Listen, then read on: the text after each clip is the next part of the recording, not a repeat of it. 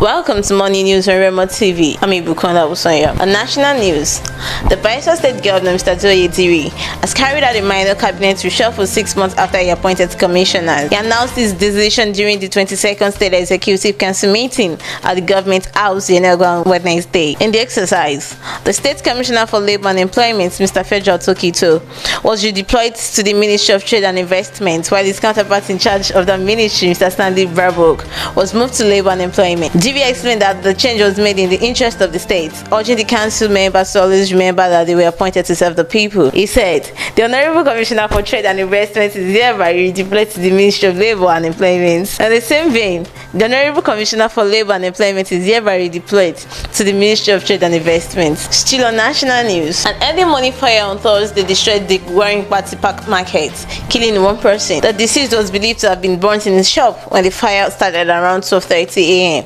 and spread to other structures. The cause of the fire could not be immediately ascertained.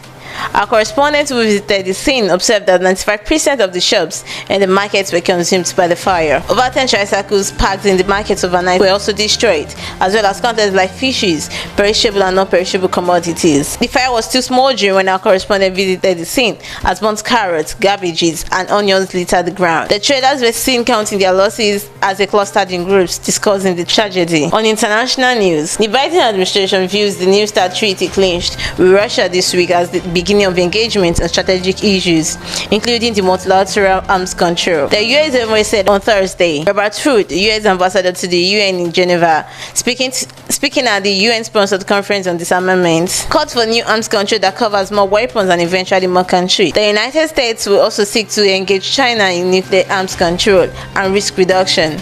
I hope that China will join us in the effort, Wood said. On sports news, the former world number 6, known for one of the best backhands in tennis, had already decided earlier in the year to retire. But this was not how she wanted to bow out. A few months into that show's September news, she has made a strong recovery and is targeting a proper farewell to the sport at the rescheduled Tokyo Olympics. Suarez Navarro completed her chemotherapy in January, a milestone moment after her life was turned upside down. Recalling the event leading to her diagnosis in an interview with Eurosports Players Voice series to mark World Cancer Day, the 32-year-old said, "I had a PCR test to check if I had coronavirus, which came back negative. And I went to the doctor because I had stomach pain. I kept feeling unwell, so we went to see more doctors until one of them spoke about the possibility of lymphoma. But we had to wait for the results. I was having tests and biopsies done all over my body until they finally gave me the bad news," she said. Finally, on entertainment news, Big Brother Naija Season 5 housemate Tricky T, who was among the top 10 housemates last season, has opened up on how he escaped depression after leaving the reality show. In a new YouTube video, Tricky T shared how life became hard and deals were hard to come by for him. According to him, the buzz surrounding him was at the highest after the first week he got out of the house. But after some months, the buzz went down and reality hit him. He complained how some of his colleagues were making deals and getting gifts from fans, but he didn't. He says, having faith in God made him avoid depression. That'll be all for now on Morning News. For more news updates, follow us on our social media platforms: Facebook, Twitter, Instagram, and YouTube at Official Remo TV.